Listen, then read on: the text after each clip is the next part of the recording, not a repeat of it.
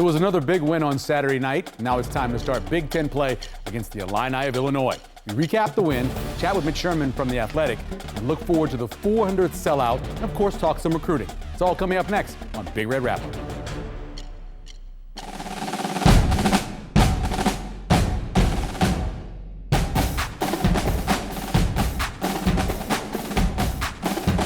Hi everyone, I'm Michael Severe and welcome to Big Red Wrap-Up on Nebraska Public Media. Nebraska is 3-0 and play a ranked opponent for a first time in a long time in Memorial Stadium on a Friday night. Joining me, of course, former Husker Jay Moore and Sean Callahan.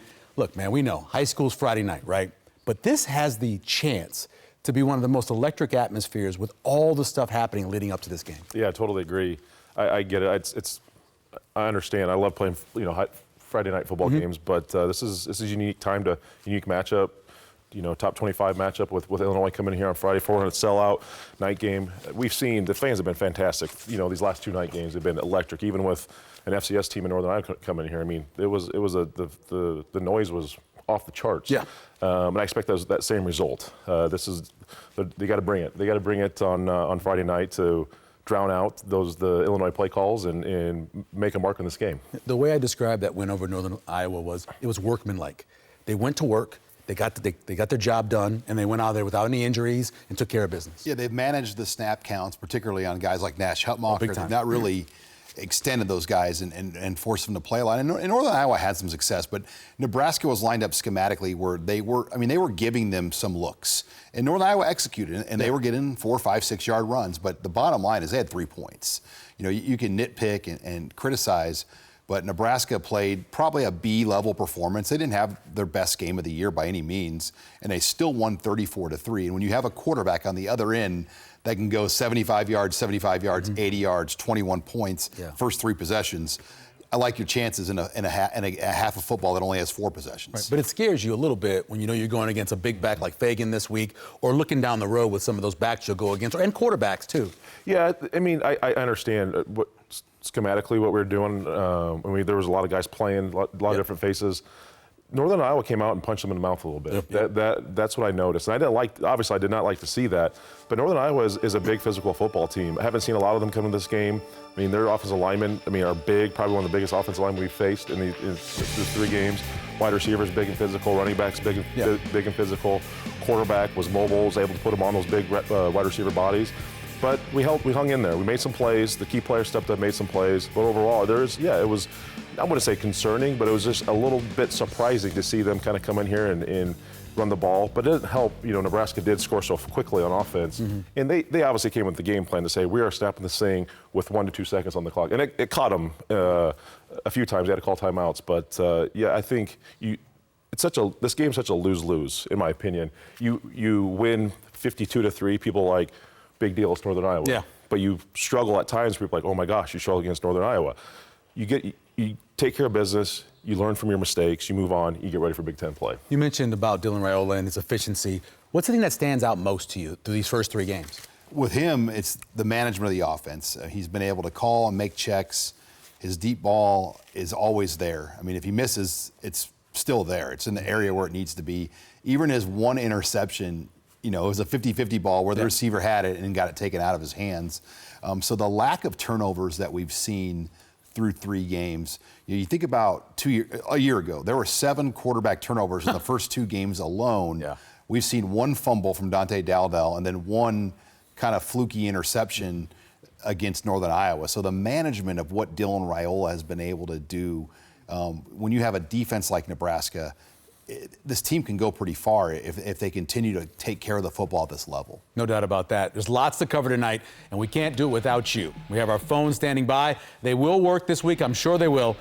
We're ready for your calls. Before, you can also text or email us comments or questions to bigred@nebraskapublicmedia.org. We're also monitoring the social media accounts tonight, so send us your thoughts on Big Red Wrap-Up Facebook page or the X account, and we'll answer as many of the questions as we possibly can. And, of course, don't forget to head over to our website and download your copy of the 2024 Nebraska football schedule poster. You can print it out, put it at home or your office, and keep up to date throughout the season with all the football scores so far through 3 games. Time now for our sideline survey. Last week we asked you, was Nebraska ranked in the right spot? 53% said just right. 37% said doesn't matter until after November 5th. And then 7% said too high and 3% said too low. This week's all-new sideline survey, what scares you the most about the Illini coming to town?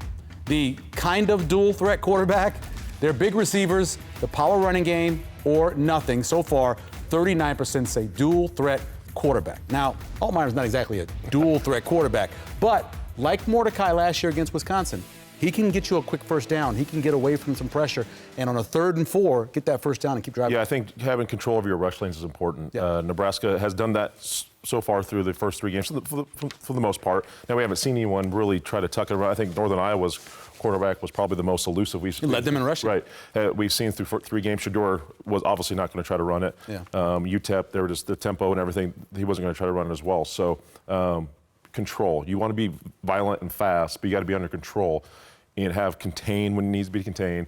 And guys kind of play off each other. We always call them natural rushes, right? Where sometimes the called games don't work as well, but if you have guys that kind of work off each other, and that can happen in this D-line because they played so many snaps with each other, you got to be in control to keep that guy in the pocket and force them to throw into coverage, and that talented secondary Nebraska has to make some plays. What concerns you the most out of those in the survey? You know, just those 3rd and 6 situations where Nebraska's coverage is going to be there and they're playing 2 safeties back even, and then all of a sudden there's a lane where he can kind of get that desperation 6-yard run where they, it doesn't even look pretty, but he's going to fall forward and get you 6 yards. And that's what Northern Iowa did. They had a lot of that kind of fire drill type runs where the quarterback was able to just run for his life from Nash Hutmacher and Ty Robinson and get 5 or 6 yards. But I do think Nebraska will be much more aggressive with their fronts and looks. And try to come at him with more. They have showed very little at this point, in my opinion, through 3 games. How valuable has it been to have so many bodies playing? Like Wallen coming in and all these different guys coming in and playing. How valuable is that as a player to get those snaps? Very valuable because you can't. It's one thing to do it in spring ball and then fall camp and then, but to actually get live reps is very important. That's how you can coach. That's how you guys get better. You can do things against a scout team or even the one offense in practice, but when it really matters, when there's a consequence, right? That's very important. And being able to rest your starters in the end of the game at UTEP and the end of the game against Northern Iowa and get some younger guys in there. You saw more Elijah Judy. Riley Van Poppel's probably going to redshirt now. But you just saw guys working in there, and you don't need to be out there 90-some snaps, right? If you can work guys in there 20 snaps here, 30 snaps here, that's how you develop depth. But that's all how you build stamina for the long haul in the Big Ten. How much can you sell that to recruits when you look and say, hey, when you get here, if you earned it in practice, you're going to get some playing time? Yeah, Carter Nelson and Ja'Cory Barney are great examples. Even Vincent Shavers to be out there in the level that they are already as true freshmen, because that has not been the norm at Nebraska. It's been really hard for coaching staffs here previously to develop and get these freshmen ready. And then Matt Rule literally has his fingers on the plan on how they're going to use these 4 games. And, it's almost like an old school Tom Osborne formula where they used to play the freshman season and burn their red shirt that year, but then they'd red shirt their second year. And like Malachi Coleman and Riley Van Poppel are doing that. They played some as freshmen, and now they're going to use their red shirt in their second years to kind of learn and grow from that. So Matt Rule's management of this roster is extremely high level, especially in a time in college football where roster management matters more than ever. We were talking before the show how dominant Isaac Gifford was in there. You really didn't see him a whole lot the first 2 games, but he really showed out this past week. No, he has, and I know Isaac's dad really well and talked to him a bunch before. We were talking just before this game. He's like, Isaac hasn't had to do anything through the first 2 games. That's a good thing, right? You don't want your safety being out there and making a ton of plays. He kind of he showed up here against Northern Iowa. There was some leaky yardage, and they creased the defense a little bit, so he had to come up and make some plays. But you see this one. I was watching this game live. I mean, they had the edge there, but he's able to come down and seal it up. And then the right here, just a nice play on the quarterbacks. It's just he had a nice play on the bubble screen later in the game. So this is what you expect, right? This play right here. Just a solid player. He's playing day in, day out. You know what you're going to get with Isaac. Man, he's going to play hard. He's going to play physical. He's going to play disciplined. And like I said, you don't want your safeties to be leading tacklers. Yeah. But this game he did, and he stepped up and he made plays. It's funny you say that because the leading tackler for Illinois is a safety. Because they get a lot of them out there. He comes down the box a lot, but gets a lot of those as well. Sean, who kind of stood out for you on the defense with all the guys who played? You can go a lot of ways, but Ty Robinson, I mean, I think the year that he's having right now, all that havoc. He is making himself some money. I mean, you go to the Colorado game and you go to what he did even against Northern Iowa. I mean, I think Ty Robinson continues to play at a high level. I feel like Nash Hutmacher, we've hardly had to see him. I mean, they've managed his snaps so well this year. But this is a game where I think all three of those starting guys are going to play a lot. Jamari Butler being the third with Nash, and obviously Cam Lenhart they consider a starter. But they're going to need that group to really set the tone this week and establish the line of scrimmage and put Illinois in those passing situations where they can play some safeties back and be ready for the matchups that those bigger receivers from the Illini are going to cause this week. Allmeyer's listed at 6'2".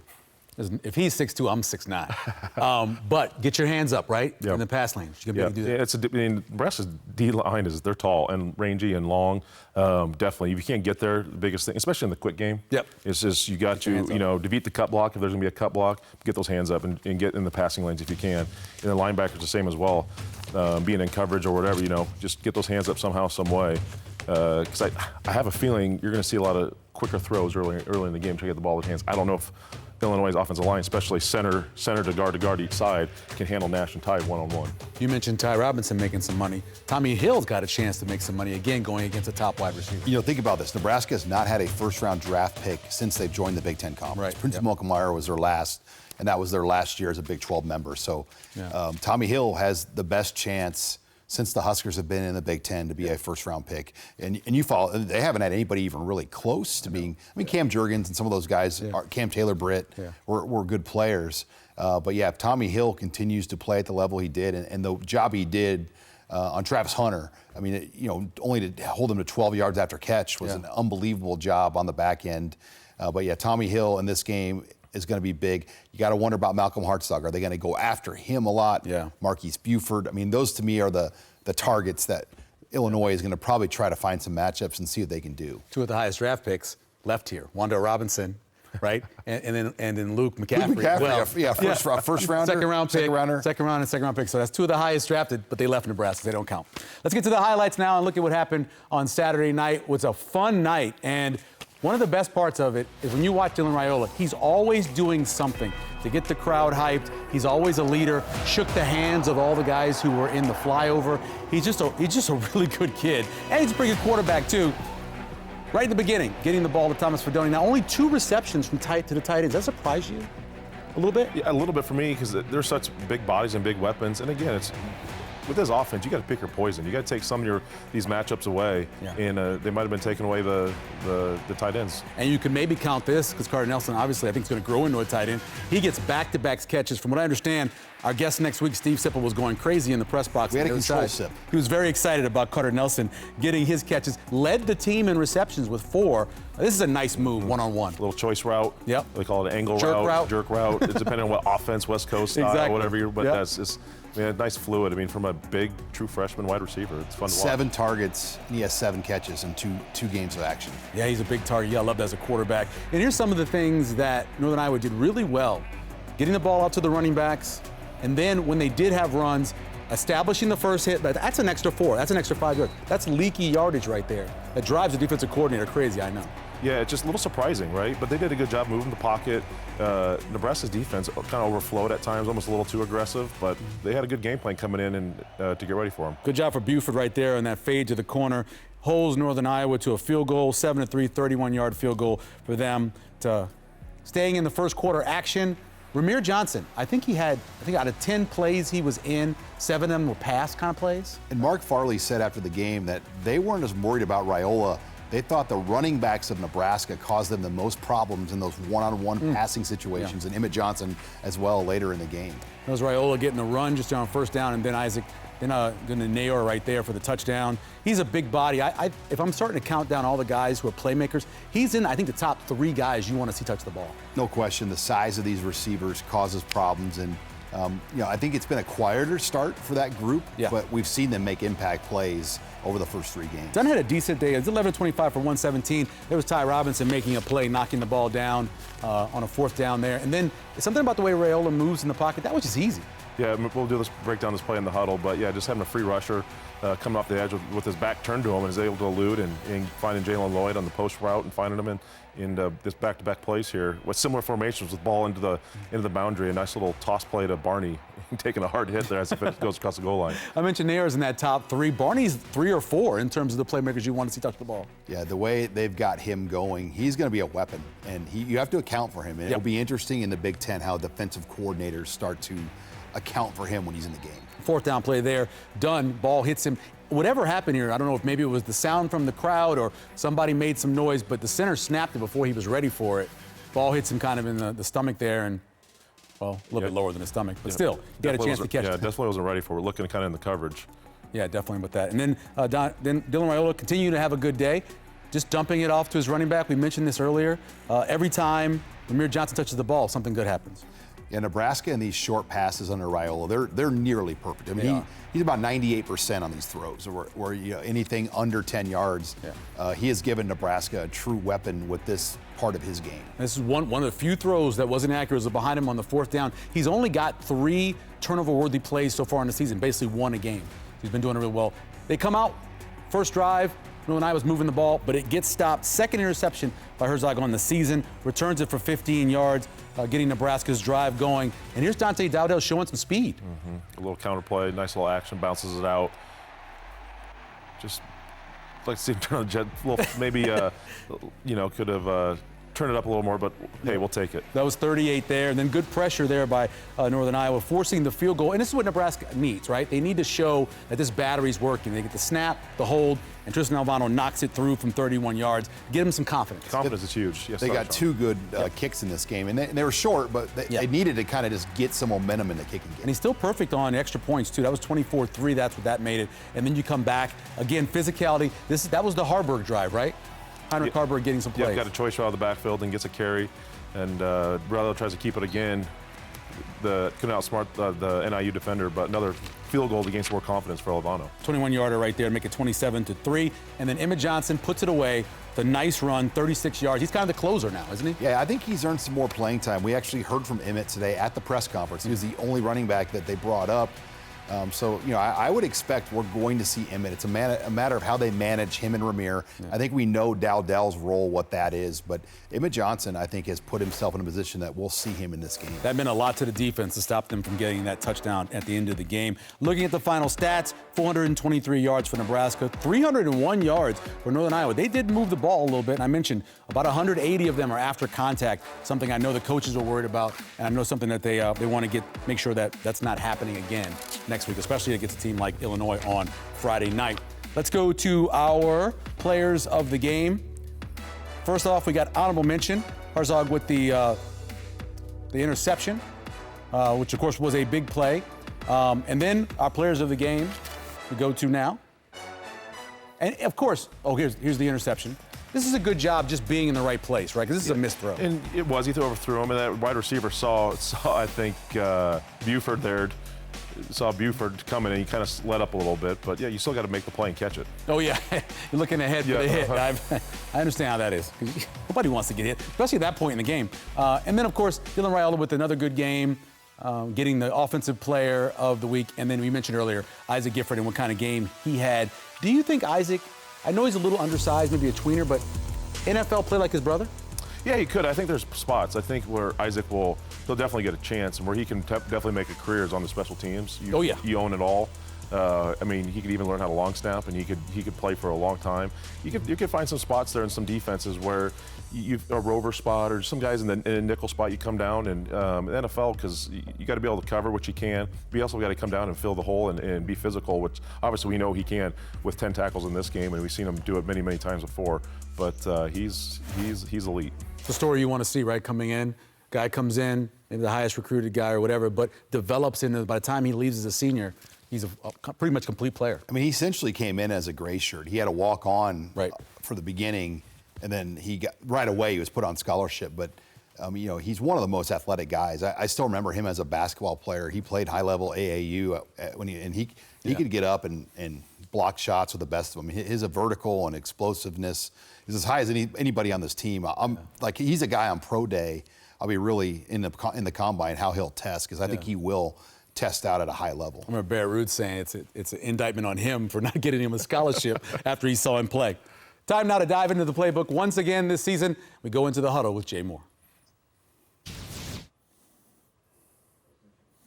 All right, welcome back into the huddle. We're going to look at 2 offensive plays tonight, actually back-to-back offensive plays that led to a quick scoring drive for the offense. This first play is the post route to Lloyd. And you can see offensive line is doing zone stepping right to their left. Now, the tricky part is Raylo has his back turned, and Northern Iowa has a free defender coming off the edge. Obviously, Dylan does a fantastic job here of eluding him. The guy gets his head down. You can see Lloyd right here. He's about to run this post route to get this open. But this kind of unique thing, you don't see this a lot. Ben Scott peels off on the backside here to actually get him some more protection and just buy him a little more time from this linebacker coming up into his face. Just gets him enough time. He can see him. He finds Lloyd and drops this perfectly thrown ball right to him. Almost falls down, makes a good job. Good job of Maria Johnson here. Hustling down, laying off that block. Almost could have been in a block in the back, but great first play on this drive. Next play, similar formation. Ball is still into the boundary. Formation to the field. I'm going to highlight Borkature and Barney right here. So as I hit this play, you can see the toss to Barney. Borkature does a fantastic job of eluding this guy. This guy thinks he's going to come to block him, try to spill it. He needs to get out of his way because he's the lead blocker for Barney. So you can see eludes him. Now we got a good situation. He's going to learn to kick up on this corner showing up. Barney's going to cut up. The nice thing is Barney is very patient right here. Doesn't try to outrun Borkature, allows his blocks to settle in right here, gives him some time. Boom, cuts it up here.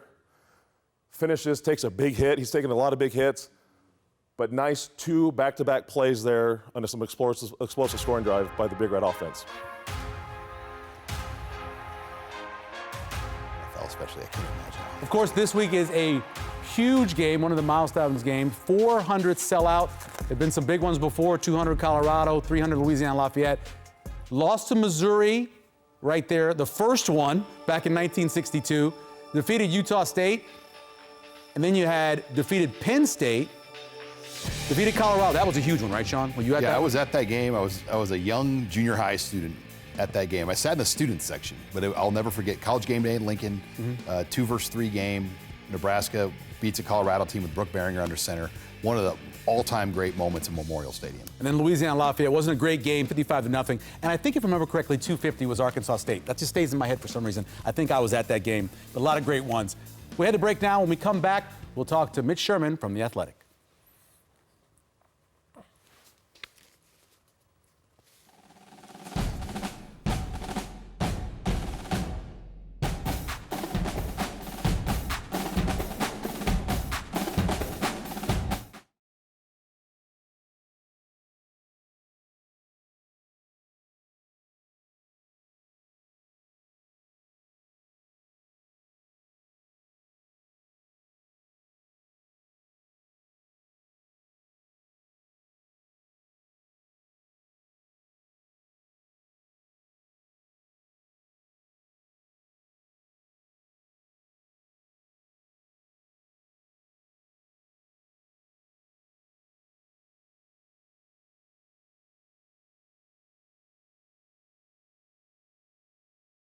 Always get bailed out. They Well, do. Always get bailed Burrow out. fumbled though and I like know. let them score. I know. I mean, I'm a Chiefs fans. We want to go to a Chiefs game in November. Tickets for that are expensive. Oh, okay. Hey, Mitch, we'll be with you in about 3 minutes, okay? Game in November? Broncos Okay. Chiefs on the bye week. It's a noon game. I'm trying to. Yeah, we got a bunch of them just now. They all popped up. Well, they want to know about Go to Mazuka. the-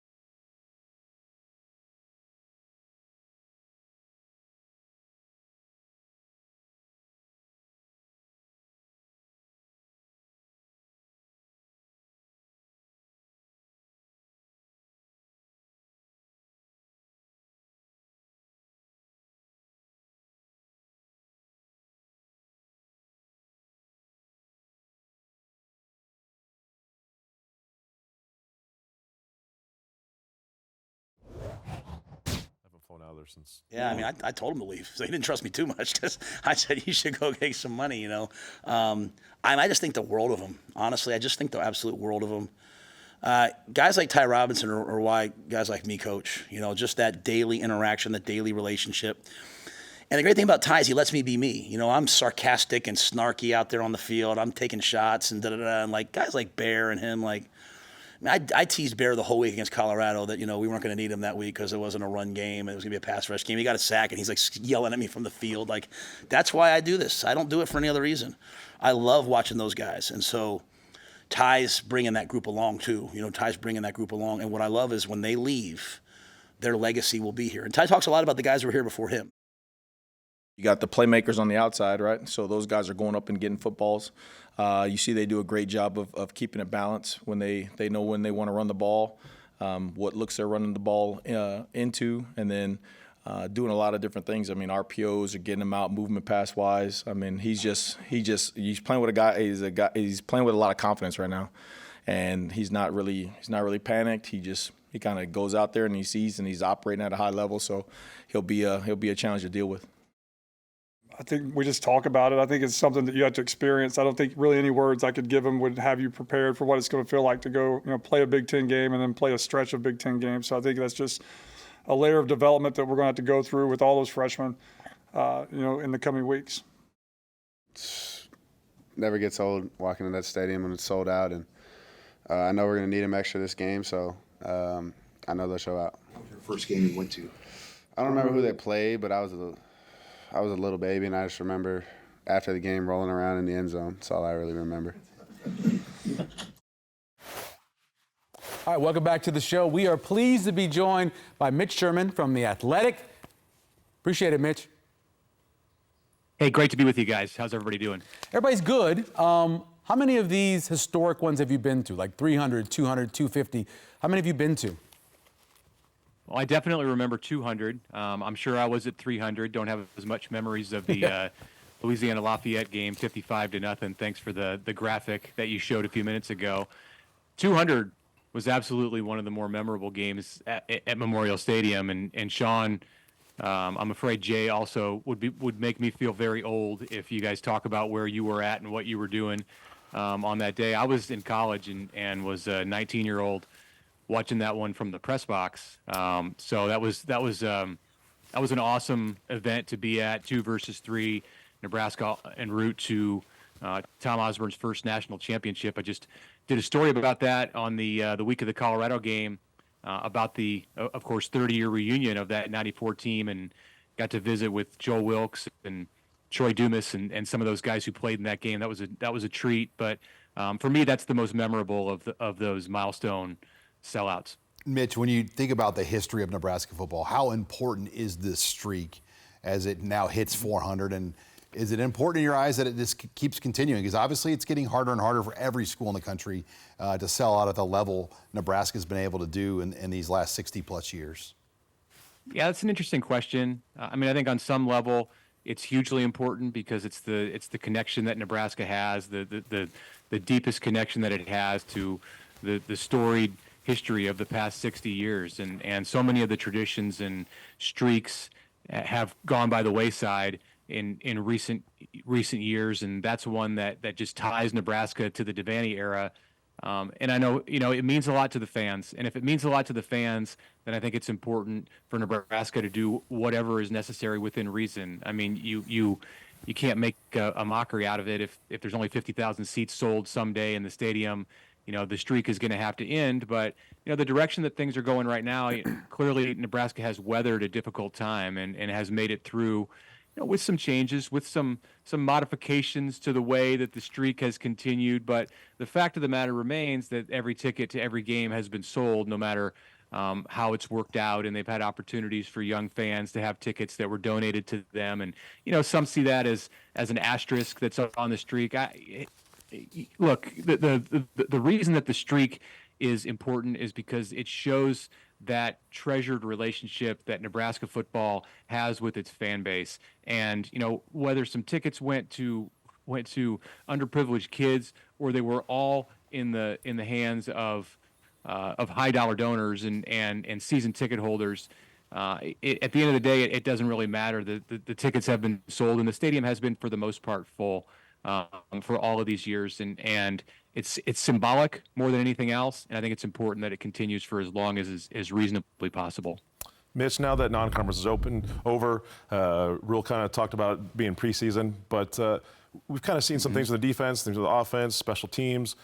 Is there still some boxes left unchecked for you that you'd like Nebraska to get accomplished here now they head into conference play?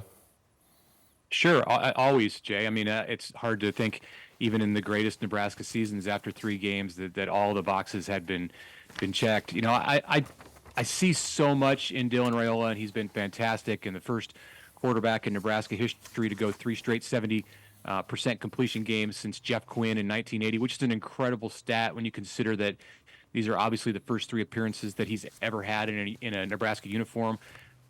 For me, and this is meant as a compliment to him, I think he's left a lot out there. I think that Dylan might look back at this season and say he could have played a lot better in the first 3 games based on the way things go in the next 9. I think that they could do a better job of connecting with some of the big bodies at wide receiver and incorporating the tight end into the passing game and exposing the middle of the field. When they've wanted to go to the middle of the field and exploit matchups that Nebraska has because of the size of Carter Nelson or Thomas Fidone or Isaiah Nayor or Jamal Banksy, the list just goes on. Janiron Bonner is, of course, a big-bodied guy. When they've wanted to go to that area, they've had pretty good success. And I think it's something that is going to be there for Nebraska against the type of coverage that it's going to see through the Big Ten. So for me, that's a box that's somewhat unchecked. I think the running game can get going even more. You know, they haven't had a 100-yard rusher in any of these games. Defensively, I think they can ramp it up a bit in the way that they're attacking the turnover category. They've got some, and they've had some that were timely, like the one on the opening possession of the second half against Northern Iowa. But I think that this defense has even more to give, and that's maybe the most exciting thing about this team is that while they've had 3 comfortable wins, I don't feel like there's any area of this team that's playing above its head. And I haven't even talked about special teams, which has a lot of boxes still left to check. Mitch Sherman joining us from The Athletic here on Big Red Wrap-Up. Mitch, a lot of questions from viewers about Micah Mazzccua and when he'll be back, and what do you think? Do you think it's just going to be a couple of games, and what are you hearing about his being set down for a couple games? Right. Well, I mean, it could be something that is over a week from now. You know, it seems to have progressed. We didn't hear anything about this from Matt Rule last week leading up to the Northern Iowa game, and then you come to find out he's not there, or he's not on the sideline in that game, and he's not injured. It was very clear. Rule has said both Saturday and then again on Monday this week that Mazzccua is still a part of the team.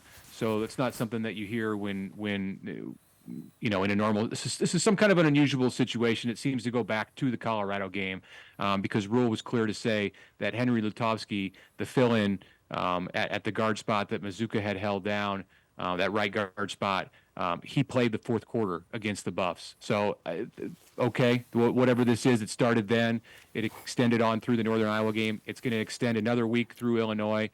Let's see how Lutovsky plays because, in the Rule way of doing things, it used to be in the way old days, like you want to go back to the 94 team and the Osborne years. If a player got hurt or if a player was out, he didn't necessarily lose his position.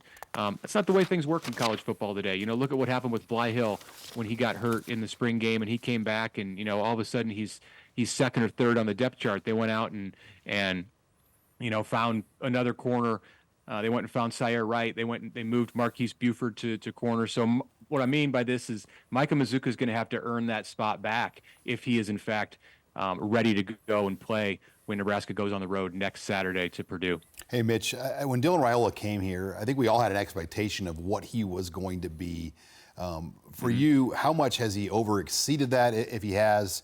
And when you compare him to previous freshmen, can you recall any that have come into Nebraska this quickly, games 1, 2, and 3, and almost captivated a fan base the way he's done so far?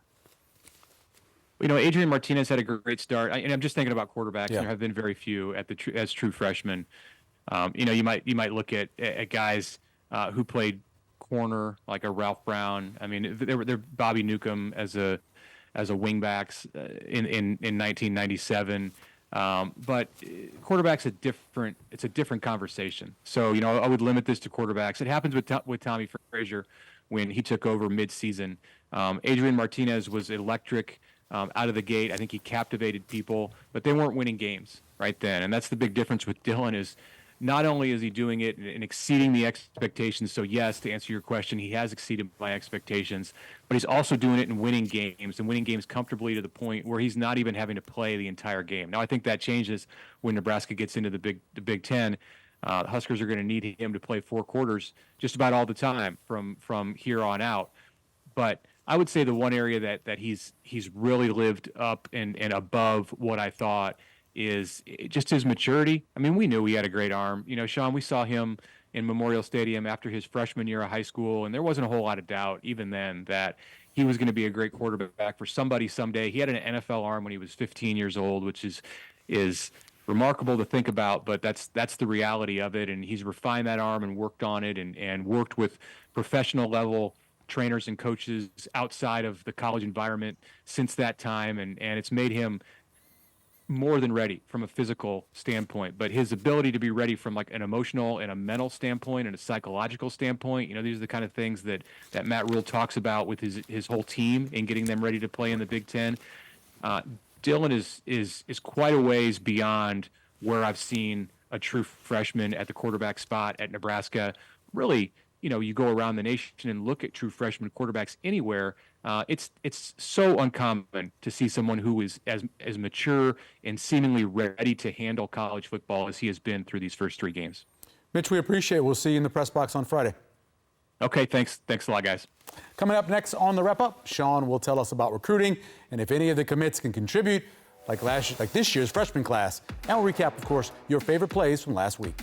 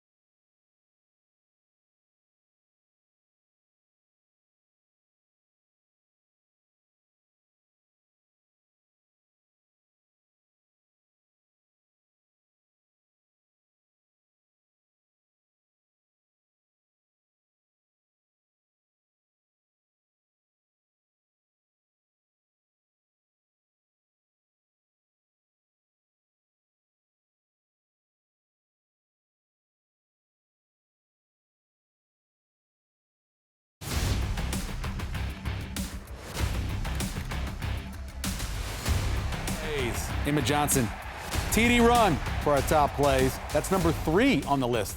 Kind of ended the game a little bit. It was certainly a closer for Emmett Johnson, hopefully earning him more time playing going ahead. Number 2 on our list. It's not surprising. I think every week we're going to have a Raiola play. This is the 59-yard pass. Makes a guy miss as Jay broke down. And then there's Jalen Lloyd making the catch. Run after the catch. I thought actually he was going to score for a second here. I thought Ramir would get the block and he would score, but it's really close. And then we go to number 1, first ever touchdown catch by a guy who's only played 3 games against 11 men on defense, Carter Nelson. Back-to-back plays, he catches the ball, and this one, he goes into the end zone, keeps his balance, physical, into the end zone, getting a touchdown. It's a great, as you mentioned, jerk route or an angle route or a Texas route, however you want to call it. Takes it in the end zone for the touchdown. We're joined now, of course, by Sean Callahan to talk a little bit of recruiting. We've had so many night games, so many big weeks. How are you keeping up with it all?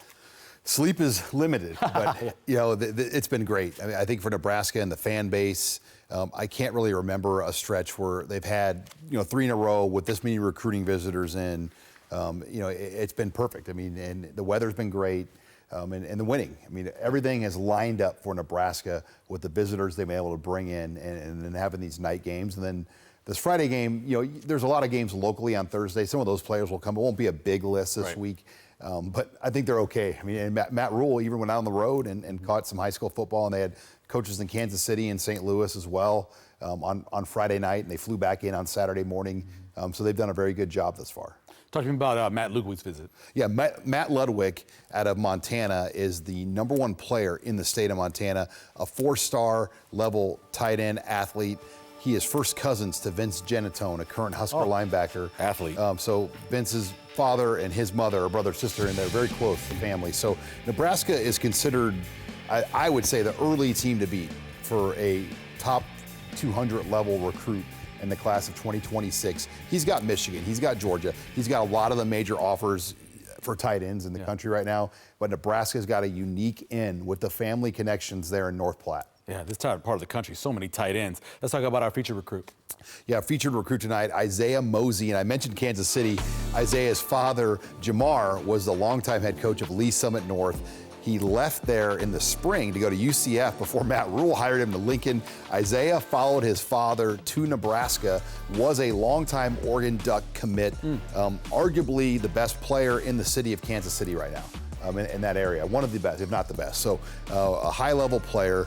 Coach Mosey was down in Kansas City on Friday, handling the recruiting duties. This is going to be a priority area for Matt Rule and the Huskers, and by hiring a prominent Kansas City high school coach, the father of Isaiah, Jamar, it's going to go a really long way. It's our in-state recruit now. Yeah, Sawyer Schilke out of Kearney is our in-state recruit today. He is a Kansas State Wildcat commit. Jumped on that Wildcat opportunity. Yeah, hair. He's a great wrestler too. Did not camp for Nebraska. I think Nebraska would have given him a fair shake. Never went to camp. Didn't come down, and that was kind of the standing thing. They wanted to see him at camp. Right. Got his opportunity from Kansas State. Jumped on that when he was a Northern Illinois commit first. Right. Then he switched to Kansas State. But Kearney is a top 5 level team right now in Nebraska. I think there's quite a gap between 1 and 2, but they're in that pack of 3, 4, 5, and Sawyer Schilke is the most impactful player on a Kearney Bearcat team that has a chance to at least be, I would say, a semifinal team here in 2024. Yeah, we have him on our watch list for Mr. Football, one of the best players in the state.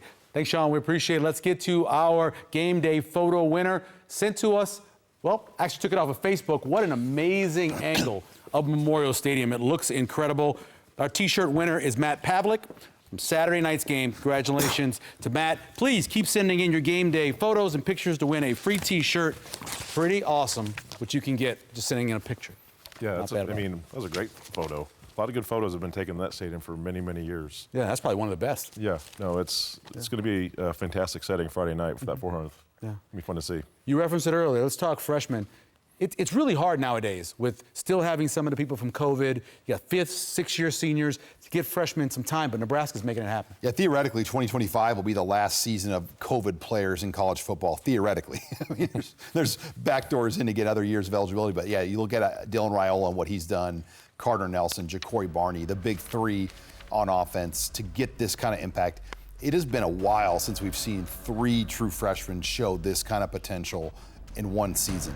And it goes to development, it goes to recruiting, identification. I mean, Carter Nelson on a linebacker, it's just not even fair. You look at this guy, the guy had no chance. I mean, even if he was in position, he's not running with Carter Nelson. He's a 7-foot high jumper that throws a discus 190 feet and can pole vault like 14.5. Yeah. We've been waiting for one of these slot receivers to actually pan out. There've been a number, Jamal Turner has come through and some other guys. We've been waiting for it. But with all the anticipation of him, he's actually lived up to it, Barney has. Yeah, he's been explosive. And he's electric. You've seen, I want to see him get one in a kick return game. But no, the way they utilize them in the intermediate passing game, handoffs, bubble screens, you saw the touchdown run, how they utilize them. They want to give him the ball in his hands. He's got that Miami, Florida speed, and he can break some guys down. And the nice thing is we got a quarterback. For so long, we talked about Dylan making the right throws and the simple throws. Yep. Well, the quarterbacks had a hard time making the screen passes, the timing, bubble screens. That's not an issue with Dylan. So these wide receivers are just going to flourish when they have a catchable ball all the time. In stride. And plus, Dylan can move a little bit. We saw him get the 15 yards, making a guy miss in the pocket. Yeah, the one quarterback hurry the line gave up was the one that we showed, and he has the ability. He feels the pocket and plays the pocket as well as we've seen a quarterback at Nebraska. I think a lot of the line issues over the years, we've seen quarterbacks not really play the pocket well at Nebraska, and they do this dancing around and escaping the pocket.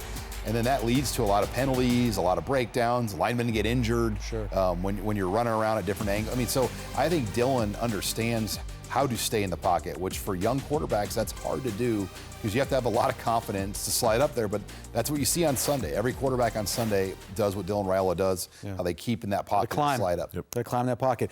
John on Facebook says, is Turner Corcoran playing his best ball of his career?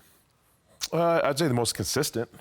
He's stayed healthy, knock on wood. But he's stepped in nicely with Teddy Prohaska going down, and he's played. And Turner's had to play multiple positions, guard and tackle throughout his careers. But he's doing nice. He's playing well. He's going to get tested though this week against Illinois. They got some edge guys that can come off and have some speed. Yeah, 17 and 9. Both those guys can come off the edge. Sean, and not to jinx anything, but very few injuries this year. How much does that go back to all the preparation and all the money they're spending on players' safety and keeping them? I think it's a big factor of the dieting as well, but the recovery tank. I mean, every player after every practice basically walks into an ice bath, but it's a pool. And to have that luxury at Nebraska where every player goes in there and gets that kind of treatment every single day. I also think just playing so many guys. I mean, look at defense. 28 players right now have seen 21 or more snaps. Wow. And that's a remarkable number over 3 games that you can get that many guys like over 20 plays of action on defense alone.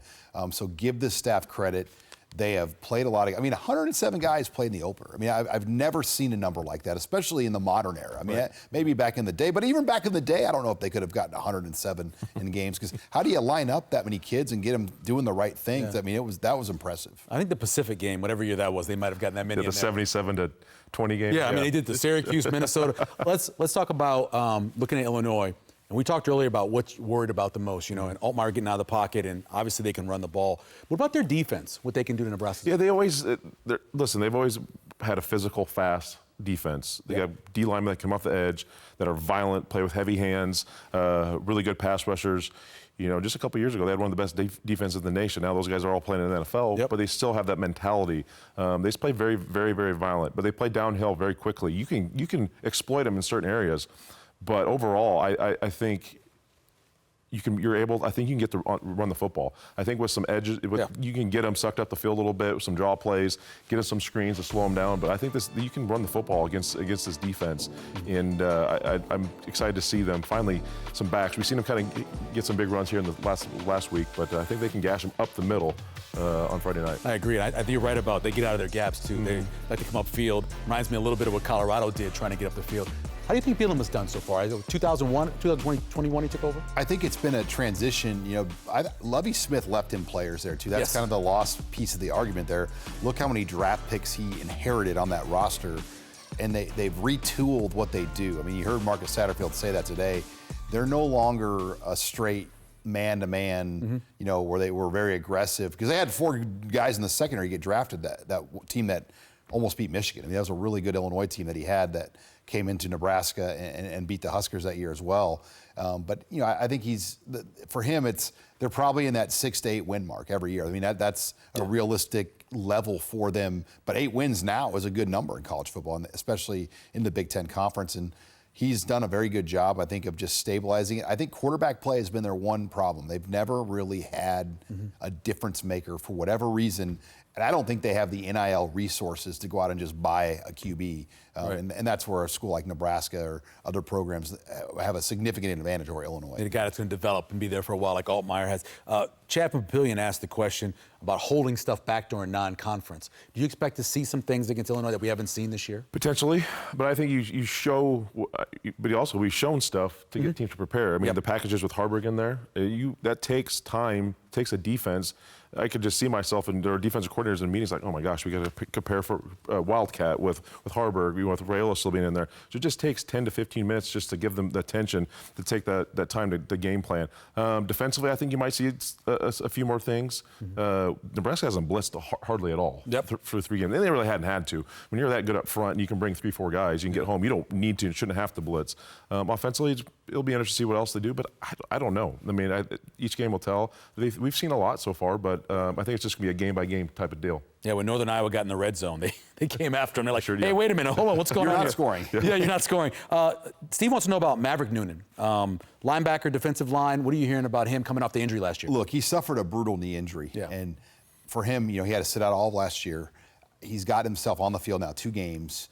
So it's a road to recovery. It's a long game now for Maverick. He redshirted a year ago. He's getting on the field for a handful of games this year. A lot of guys graduate. So I do think a year from now, like he could put himself in that 2-deep conversation. But for him, it's just getting back and regaining that confidence and swagger that he had before the injury. So we've talked around this a lot, but special teams, I think that matchup is intriguing this weekend. They have both their starter and then the backup who came in and kicked a 59-yarder. They have really good punt returners. Their punter's pretty efficient. They haven't returned any kickoffs yet, but battle of special teams, they kind of have the advantage a little bit. Can you talk about that? Yeah, no, it is. Nebraska special teams are going to be stressed. And when it comes down, we know how Big Ten play is now for being in this conference now for 10-plus years. Yeah. Close games matter. Points are a premium, and they've gotten them. And the other kickers are legit, both of them. Nebraska's obviously, we've had issues. It'll be interesting to see if Nebraska, they got to cover well, but I think Nebraska potentially get some big plays. IGC is close, I think, to maybe breaking a punt return. Barney's close to getting a kickoff return. But it's going to be, if it's a close game, you almost got to give the nod to Illinois just because of the kicker situation they have.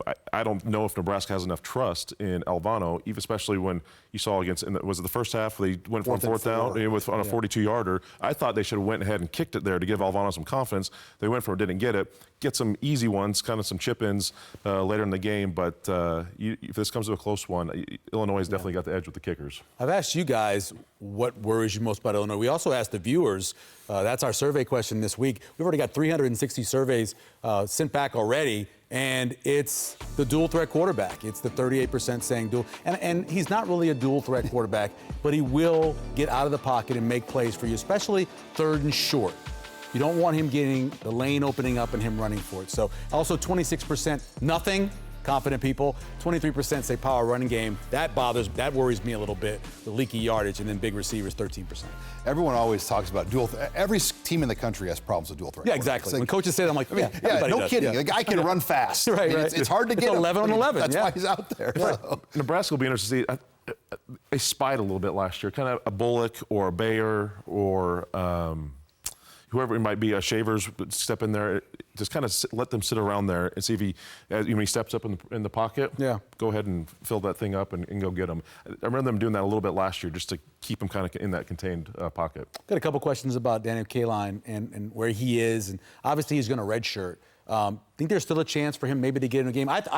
From what I heard, if it was a blowout on Saturday, he was going to come in, be the third guy. But do you think he has a chance to get in a game? I mean, a lot of it will depend on the flow of these games. And you know the numbers as well as anyone, Michael. It's going to be hard for Nebraska to be in a position to get a third quarterback into a game. Right. Unless they just click on all cylinders against a UCLA. Do they travel him? Or does Gramstad go? I think all 4 will travel. All 4? I think you usually take 4. So what is it, the limit, 70?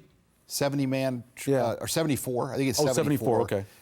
But yeah, I think Gramstad, he's the play signal guy. Right. That really is kind of a calming presence for them on the sidelines with his experience.